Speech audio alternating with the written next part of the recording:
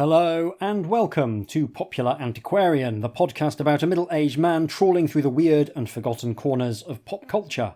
That middle-aged man is me, Hieronymus J. Doom, and this episode sees me once again delving into the voluminous output of the Asylum, the low-budget movie company best known for their mockbusters, films deliberately designed to be confused with other larger-budget endeavours coming out, not coincidentally, at the same time. This episode we are looking at 2009's The Terminators.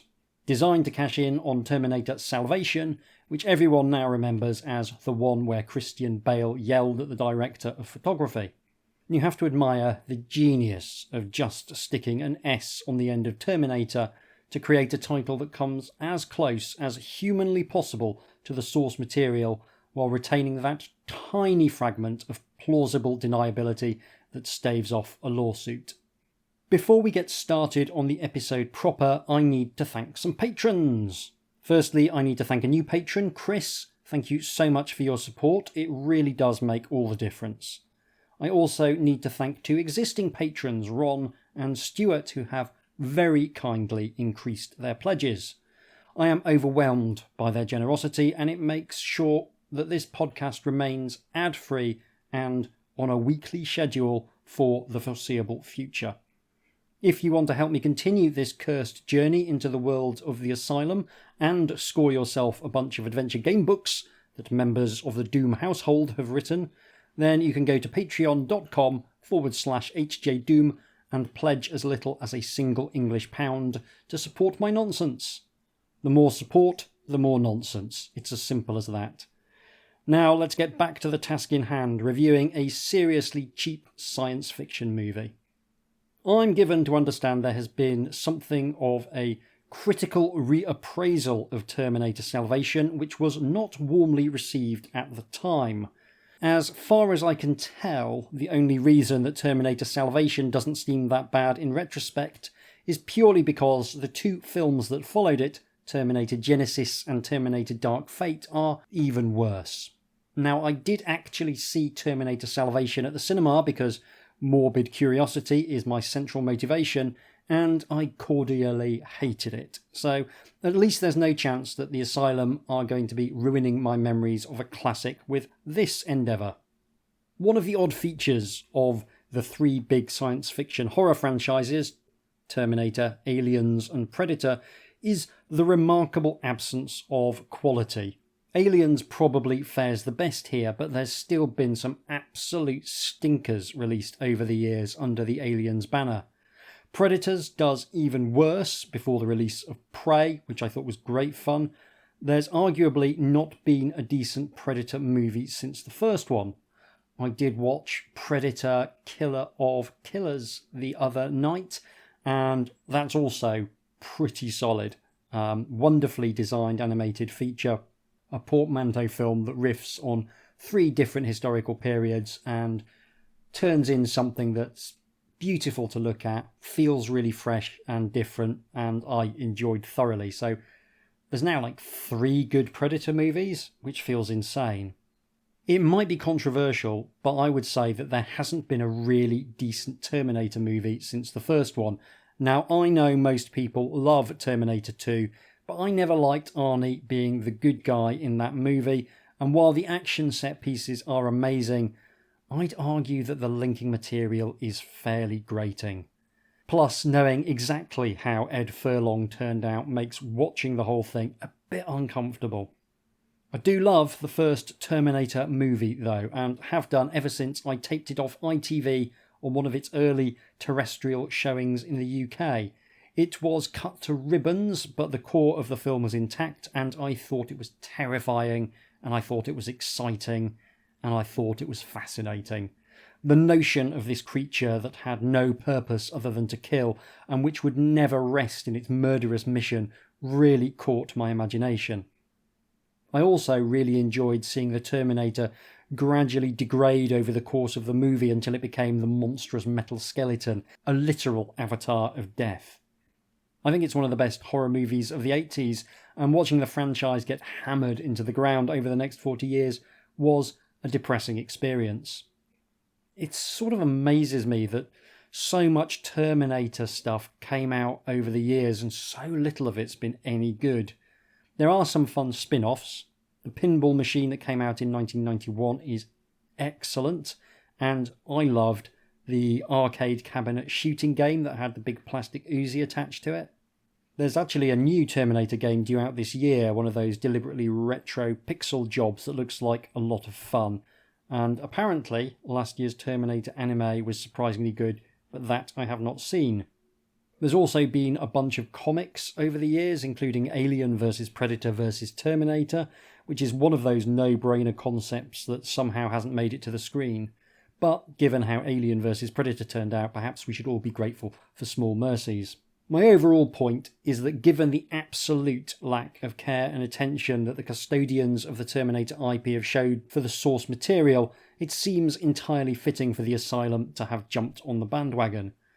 One of the advantages that they have with this movie is that there's been more than 25 years of people riffing on the concept of the Terminator in one way or another, so they don't have the issue of trying to come up with a mockbuster based only on a sketchy idea of what the source material might be trying to accomplish.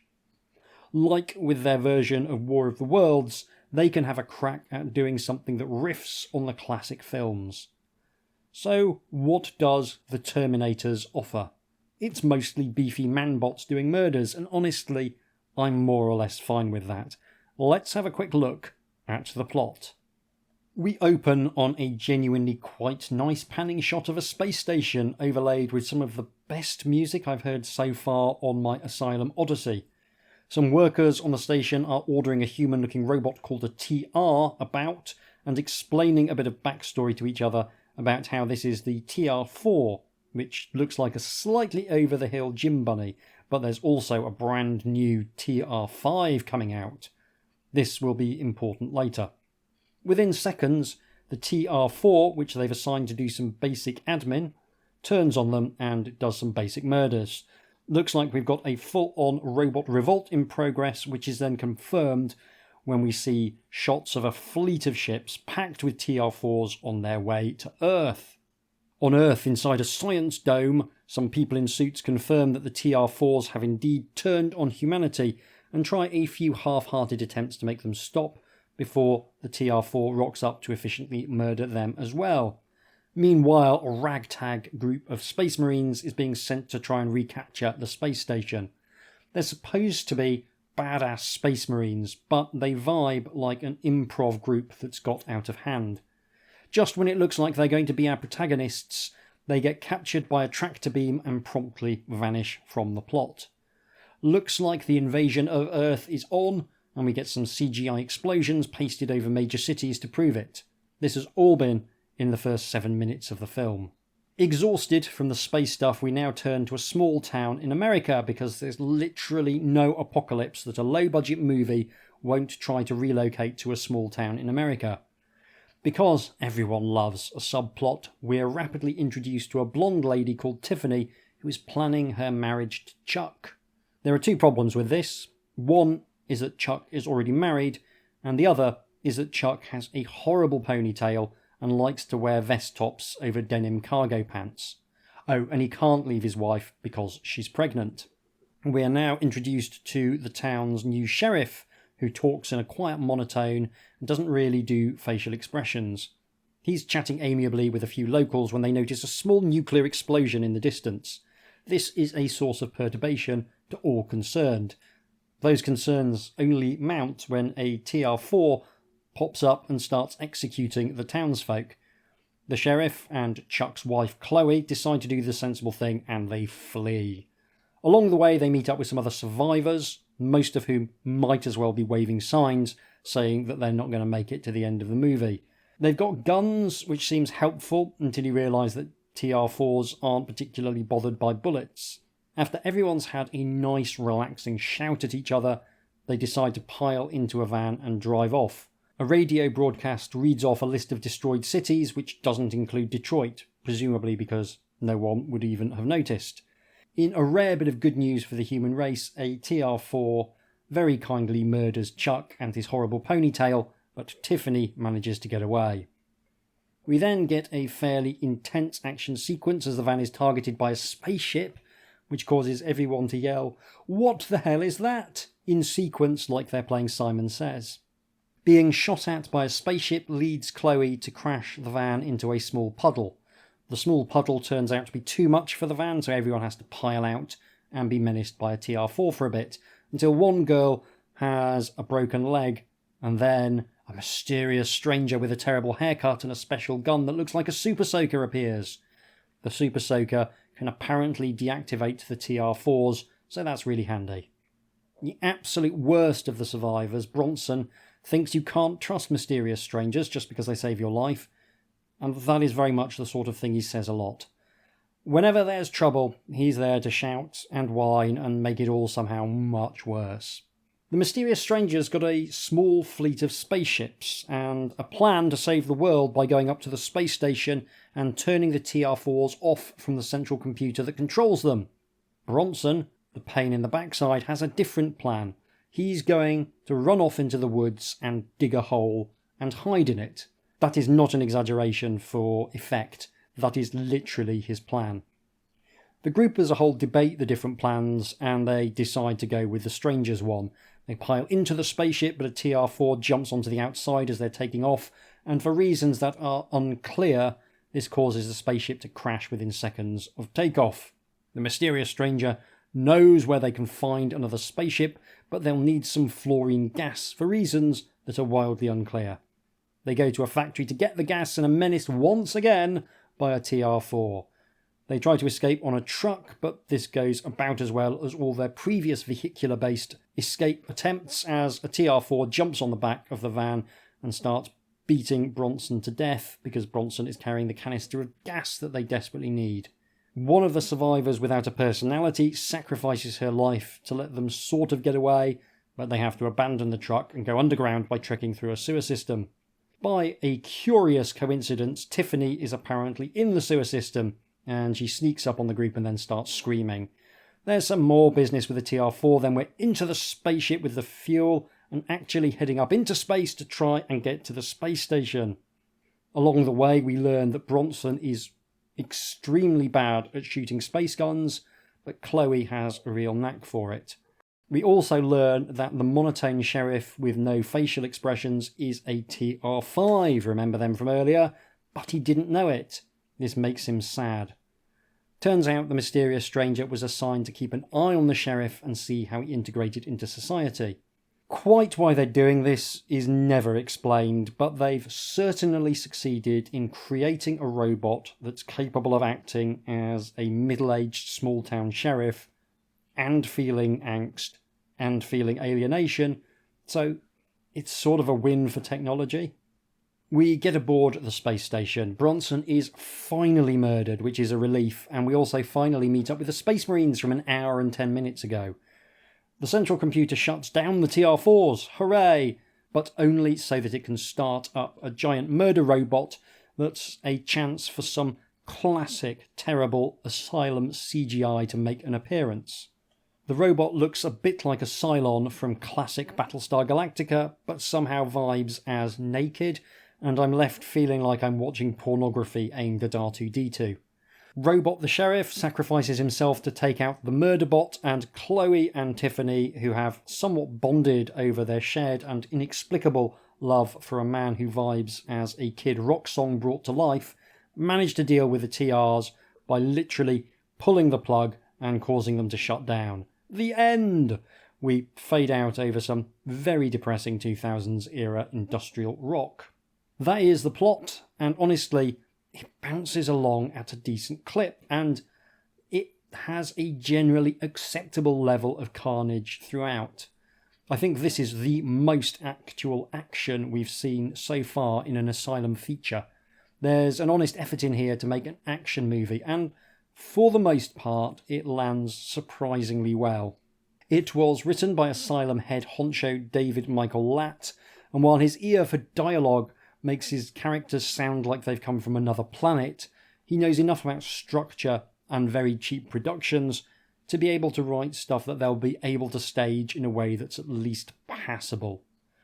Director Xavier Pawlowski is generally more of an assistant director and second unit guy, but he clearly knows how to get shots that will give the minuscule effects budget their best chance at looking decent. There's moments where it all threatens to fall apart. Some of the reaction shots where they're in vehicles that are theoretically under attack are blatantly just shaking the camera really hard and hoping for the best, but in general, there's quite a bit here that lands better than I was expecting. Obviously, the giant metal sex robot with the weirdly large head at the end looks rougher than a sandpaper wet wipe, but that's par for the course with the Asylum, so barely deserves a mention. There's also some fun composite shots where we get to see Paul Logan playing several different TR4s at once. It's basic as hell, but it does more or less give you the idea that there is a small army of these murder bots, even if only one of them ever interacts with the rest of the cast at once. These are robots that believe in forming an orderly queue to murder all of humanity, and quite right too. In some ways, stories about deranged murder bots have never felt more timely. We live in an age where the most likely cause of Armageddon is an LLM being given the launch codes, making a preemptive nuclear strike on Atlantis, apologising, and then launching a drone strike on Narnia to try and fix things. The idea that the machines will turn on us feels more plausible than ever, though it'll almost certainly play out as bleak farce rather than dour science fiction. The fact that these robot assassins feel a bit rubbish makes this a more contemporary story than either the Matrix or the Terminator films. The ultimate killer robot just being a late 30s guy who works out a fair amount feels very on the nose. Our doom will not be the chilling robot skull of the T-100, it'll be Clippy, spraying bullets at random into a panicking crowd while aggressively trying to rewrite a covering letter. Paul Logan's sad sack robot murderer is perhaps the kind of cyborg killer we actually deserve. We should probably take a moment to talk about Paul Logan's robot face. A. Martinez, who plays the sheriff, who turns out to be a robot, is an experienced actor who manages to make his stodgy middle-aged cop seem gently emotionally numb in a way that telegraphs the twist that he's a robot, but doesn't interfere with his performance. Paul Logan, on the other hand, is a large, beefy man, and he seems to land on a face that suggests constipation as the default expression of the robot killer. He sort of screws up his face like a 5-year-old trying to spell out a tricky word in a children's reading comprehension exercise. He's otherwise more or less adequate in the role that basically requires him to stand up very straight and run in a slightly odd way, while being visibly large enough to communicate a degree of physical threat. Finding a way to make the minimal performance look shoddy is perversely impressive. It's like someone who contrives to sit down or stand up from a chair badly. A. Martinez, as the sheriff, is the token experienced hand that the Asylum always seem to hire precisely one of. Everyone else is varying levels of charmingly incompetent, with the exception of Clint Browning, who plays Chuck. I genuinely believed that Chuck was an irredeemable scumbag while he was on screen, but that might be as much down to his horrible ponytail and equally horrible dress sense as to any genuine acting chops. The two female leads, Lauren Walsh and Lucinda Rogers, are giving it their best, but their best is commensurate with the fact that this film appears in the known for sections of their IMDb profiles. Dustin Hartnett, who plays Bronson, the token hysterical lunatic in the Party of Survivors, is fairly good, in that I wanted to strangle him when he was being especially stridently wrong, so good skills there. Jeremy London, who plays the mysterious stranger, is clearly just saying the lines and hoping that the scene doesn't need a second take. He has the haunted face of a man who has swum these murky, low-budget waters before, and a quick glance at his previous credits backs up that impression. I feel as though there ought to be an easier way to earn a living. But all of this considered, I genuinely quite enjoyed the Terminators. It's got lots of things I look for in a low-budget movie. There's an effort to get enough action into it that it functions as an action movie, which not every bargain basement film manages. There was stuff in here they didn't have the money to make work, but they went for it anyway, and I do appreciate that. I'd rather you go for it and miss than just not bother like Monster Mash did. That film didn't even attempt the easy stuff, never mind the hard stuff. It was nice to see some bits aboard the space station to vary the visual palette a bit, which is something more low-budget films could do well to think about. It had a decent-sized cast whose characters were clearly laid out, and while one of them was a love rat, at least they didn't go full-on sexual predator and had the decency to murder him fairly early doors. The plot doesn't make a lick of sense, but it doesn't make a lick of sense in quite a fun way. I'd love to know why the corporation thought the next evolution of robot technology was going from a reasonably hench dude with a slightly weird face to someone who could pass for a low-ranking law enforcement officer who's started to let himself go. It's like if Apple announced the new iPhone was built around the ability to send telegrams. Yet again, though, I've wound up having a much better time than I was expecting with an Asylum film. Obviously, it's not good, but at least it's putting some effort into sucking. I probably enjoyed it more than Terminator Salvation, but I've enjoyed visits to the dentist more than Terminator Salvation, so that's not saying a great deal.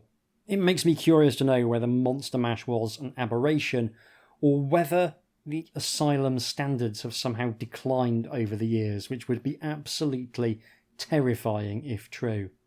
Should you watch the Terminators? Probably not.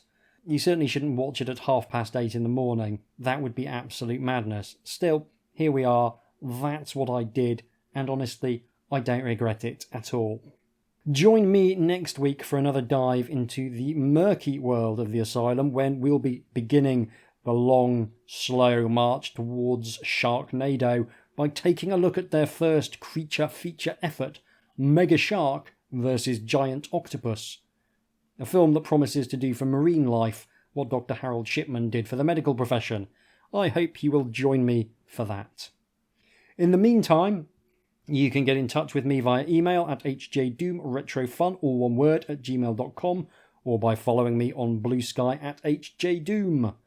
Don't forget I also play and review adventure game books over on the Fantastic Fights podcast.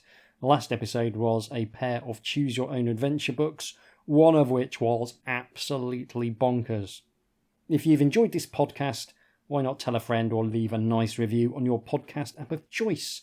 That would be enormously appreciated. Thank you so much for listening. Take care, and I'll see you soon.